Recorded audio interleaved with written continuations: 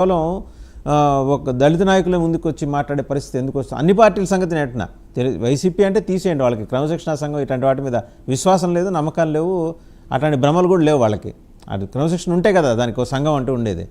లేని టీడీపీ క్రమశిక్షణ గల పార్టీ, దానికి పెద్ద నాలెడ్జ్ సెంటర్ ఉంది. కాంగ్రెస్ నాయకులే జాతీయ స్థాయి నుంచి వచ్చిన వాళ్ళు ఆశ్చర్యపోయారు, ఇంత నాలెడ్జ్ సెంటరా అని టీడీపీని చూసి. మరి మేధావులు ఉన్నారు, ఇంటలెక్చువల్స్, ఎటు నుంచి చూసినా కూడా సమాజంలో సంస్కరణల కోసం మాట్లాడే వాళ్ళందరూ అక్కడే ఉన్నారు. అయినా కూడా ఇది ఈ రకమైన వ్యాఖ్యలు పార్టీ సీనియర్ నాయకులు చేసినప్పుడు పార్టీ ఎందుకు సైలెంట్గా ఉంటుంది? వాసుదేవ్ గారు, ఒక ప్రమాదకరమైన అంశంలో పోతున్నాం. నేను చెప్తున్నాను, నాయకులను పొగడండి, నాయకులను పూజించండి, నాయకులను నెత్తిని పెట్టుకొని ఊరేగండి.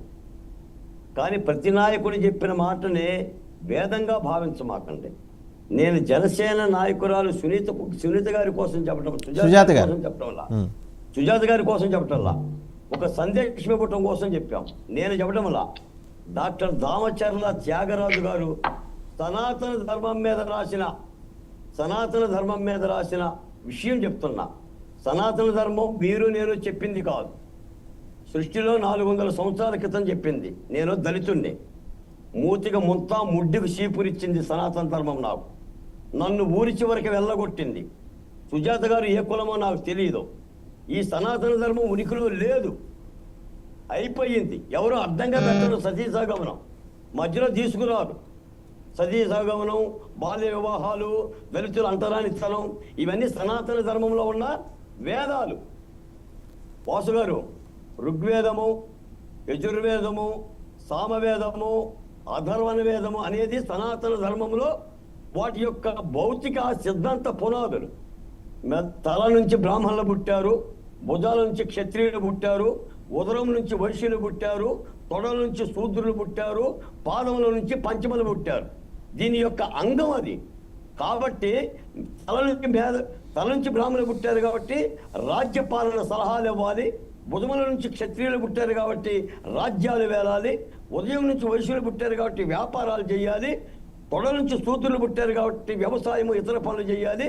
పాదముల నుంచి పంచములు పుట్టారు కాబట్టి ఊరికి దూరంగా ముడ్డికి ముంత మూతికి చీపురు కట్టుకొని బతకాలని సనాతన ధర్మం చేసిన ఒక శాసనం.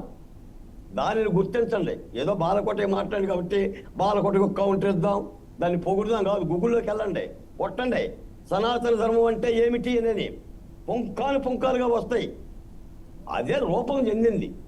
హిందూ ధర్మంగా రూపం మార్చుకొని తనకున్న అవశేష లక్షణాలను విసర్జించి మంచి లక్షణాలతో వచ్చింది. మనిషి అలా వచ్చాడు. మరి ఇప్పుడు అది వెనక తీసుకెళ్ళిపోయి మనిషి కోతి నుంచి పుట్టాడా, కొండముచ్చు నుంచి పుట్టాడా, ఆదిమ సమాజంలో గుట్టలు కట్టు. అయితే ఉదయనిధి స్టాలిన్ చేసిన వ్యాఖ్యల్ని బాలకోటే సమర్థిస్తున్నట్టుగా భావించచ్చా? ఉదయనిధిగా సనాతన ధర్మం లేదు sir. That is not a live లో లేదు. దాని మీద రాజకీయాలు చేస్తున్నారు. ఉదయనిధి మారం చేసినదే, మరొకరు చేసినదే. ఇక్కడ కావాల్సింది కల్తీ జరిగిందా లేదా? ఏనాటిది సనాతన ధర్మం? రాజకీయాలు చేయండి సార్. ఈ మతాలేంటి, ఈ భాష్యాలేంటి, రాజకీయాలు చేయండి. సనాతన ధర్మం తెచ్చి ఆంధ్రప్రదేశ్ని ముందుకు నడిపించిందా? భారతదేశాన్ని ముందుకు నడిపించిందా? ఏం చెయ్యాలి? భారత రాజ్యాంగం చెప్పిందా ఏంటి సనాతన ధర్మాన్ని అనే ఒక గొడుగును పట్టుకోమని? రాజ్యాంగం ప్రకారం బోరాబోరికి ఎవరైనా సరే, నేను వ్యక్తుల పేర్లు చెప్పట్లా, రాజ్యాంగం ఏం చెప్పింది? సనాతన ధర్మాన్ని పూజించమని చెప్పిందా? సర్వమతాలను గౌరవించమని చెప్పిందా? అందుకని పైత్యంతో రాజకీయాలు మాట్లాడితే ఇలాగనే ఉంటుందండి. కానీ నిలబడవు.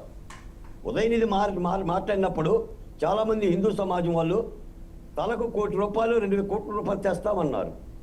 ఎందుకు ఉంటుంది అది అంటే ఉద్వేగమైన భరితంగా ప్రజల్ని ఉద్వేగాలకు గురి చేయటం. నేను అనేది ఏంటంటే మనకు ఒక చిత్తం తెలుసు. వెళ్ళండి, గూగుల్లోకి వెళ్ళండి, సనాతన ధర్మం అంటే ఏంటి, ఆనాటి వ్యాచార వ్యవహారాలు ఏంటని కొట్టండి. మీరు నేను పెట్టింది కాదు, పవన్ కళ్యాణ్ తెచ్చింది కాదు. ఈ రోజున మనం సమాజంలో ఉన్నాం, చంద్రమండలం మీద పోతున్న సమాజంలో ఉన్నాం, సూర్యబింబం మీద పోతున్న సమాజంలో ఉన్నాం. ఇక్కడ వాసు గారు అక్కడ కూర్చుంటే ఇక్కడ కూర్చొని బాలకోటి మాట్లాడుతున్నాడు.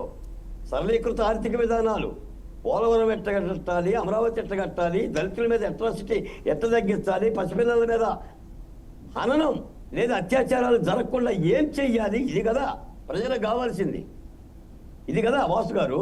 అందుకే నేను అనేది ఏంటంటే రాజకీయ నాయకులను తప్పుదారి పట్టిస్తారా? ఇప్పుడు మనం ఎమ్మెల్సీ గురించి మాట్లాడుతున్నాం, ఆయన తప్పు చేశాడు కాబట్టి మాట్లాడుతున్నాం. అందరు ఎమ్మెల్సీల గురించి ఎందుకు మాట్లాడతాం? అంత అవసరం ఏముంది?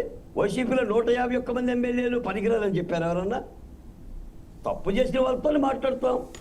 అలాగనే ఏ పార్టీలో తప్పు చేసిన వాళ్ళు కూడా మనం మాట్లాడతాం. మనం మాట్లాడకపోయినా మాత్రం ప్రజలు మాట్లాడరండి, మాట్లాడరా? మాట్లాడుతూనే ఉంటారు.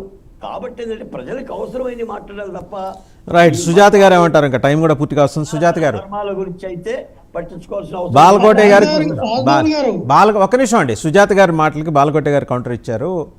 ఒకసారి బాలకోటే గారు సుజాత గారి మాటలు కాదండి, నేను ఇచ్చింది సనాతన ధర్మం గురించి చెప్పా. రైట్, ఆవిడ లేవనెత్తారు కదా, మీరు అన్నదానికి ఆవిడ లేవనెత్తారు అభ్యంతరం, ఆవిడ ఇప్పుడు మాట్లాడతారు ఒకసారి. ఆమె నాకు సమాధానం చెప్పింది కాబట్టి సనాతన ధర్మం అనేది ఒక సిద్ధాంతం. రైట్, సుజాత గారు, మీరు నేను రాసింది కాదు. సో మనం తయారు చేసుకుంది, రాసింది కాదని. ఓకే, సుజాత గారు. సార్, సనాతన ధర్మం అనేది గూగుల్లోనో, ఇంటెల్లోనో, మైక్రోసాఫ్ట్ లోనో దొరికే అది ఒక పీడిఎఫ్ లాంగ్వేజ్ కాదు సార్, అది వేదాల్లో ఉంటది. వేదాలని సరైన అవగాహనతో చదివిన వాళ్ళకి ఏదైతే ఈ పొరపాట్లు అవగాహన రాహిత్యం ఉందో ఇటువంటి మబ్బులన్నీ విడిపోతాయి. ఒక రామానుజాచార్యుల చరిత్ర చదివితేనో, లేదంటే ఒక శంకరాచార్యుల చరిత్ర చదివితేనో, ఒక అన్నమయ్య చరిత్ర చదివితేనో వాళ్ళు ఏం చెప్పారు అన్నది వీళ్ళకి పూర్తిగా క్లారిటీగా అర్థమవుతుంది. అలాగే వేదాలను చదివిన ప్రతివాడు బ్రాహ్మణుడే. అందులో ఏ కులంలో పుట్టాడు అన్నది కులాలన్నీ తర్వాత వచ్చినాయి, కానీ అక్కడ విభజించింది వృత్తుల వారీగా విభజించారు. దయచేసి మీరు అది క్లారిటీ తెచ్చుకోండి. వృత్తుల వారీగా విభజించారు. వేదాలు అతను ఎక్కడ పుట్టినా కానీ వేదాలను చదివిన వాడు